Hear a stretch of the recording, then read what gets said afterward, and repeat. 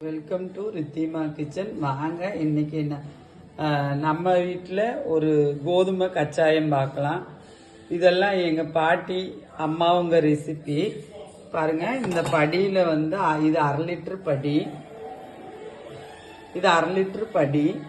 இந்த படியில் வந்து நான் ஒரு 1/2 லிட்டரு கோதுமை, முழு கோதுமை எடுத்திருக்கேன்.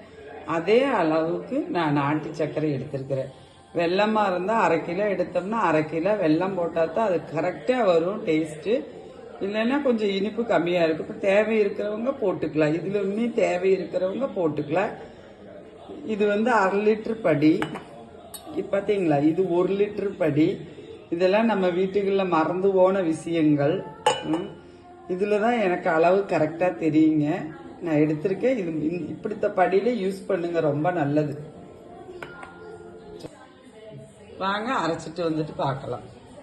மாவு கிரைண்டரில் போட்டு இதை இந்த பக்குவத்துக்கு அரைச்சிட்டு வந்துட்டேன். அதுலேயே நாட்டு சர்க்கரையும் போட்டு அரைச்சிட்டு வந்துட்டேன். நான் நல்லா நைஸாக அரைச்சிட்டு வந்திருக்கிறேன். அன்னாலும் வந்து கோதுமையோட அந்த என்ன சொல்லுவாங்க, அந்த தோலோட அந்த ஃபைபரோட இது அப்படியே இருக்கும். இதில் ஸ்பூனில் வேணாலும் ஊற்றி காட்டுறேன் பாருங்க. ஸ்பூன் எடுத்து இப்படி கூட விட்டுக்கலாம். இல்லைன்னா கையில் வந்து நம்ம குட்டி குட்டி போண்டா போடுவோம் அல்லவா, அது மாதிரி இப்படி போட்டுக்கலாம். கொஞ்சம் தள்ளி தள்ளி போடணும். பாருங்க, போட்டோடனே அப்படியே எழும்பி வருது பார்த்தீங்களா. நமக்கு கரெக்டான ஷேப்பு வந்து இதில் வரும். நம்ம அது அப்படி வரணும்னு சொல்லிச்சுன்னா நம்ம ஆட்டுகளில் தான் போட்டு ஆட்டணும். அப்போதான் வந்து உங்களுக்கு அந்த கரெக்டான ஷேப்பு வரும். இதாகும்போது பாருங்க, இப்படிதான் வரும். ஆனா எல்லாருமே சாப்பிடலாம். வீட்டுல வயசானவங்க, குழந்தைங்க 2-3 நாள் வச்சிருந்தாலும் அது ஒன்றும் கேடு வராது.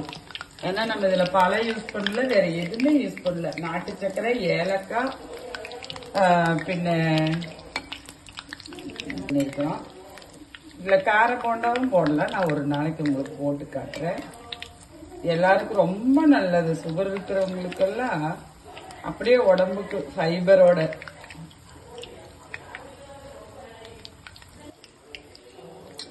இனிப்பு நம்ம கரெக்டான அளவு தான் போட்டிருக்கோம். குழந்தைங்களுக்கு, பெரியவங்களுக்கெல்லாம் ரொம்ப நல்ல ரெசிபி.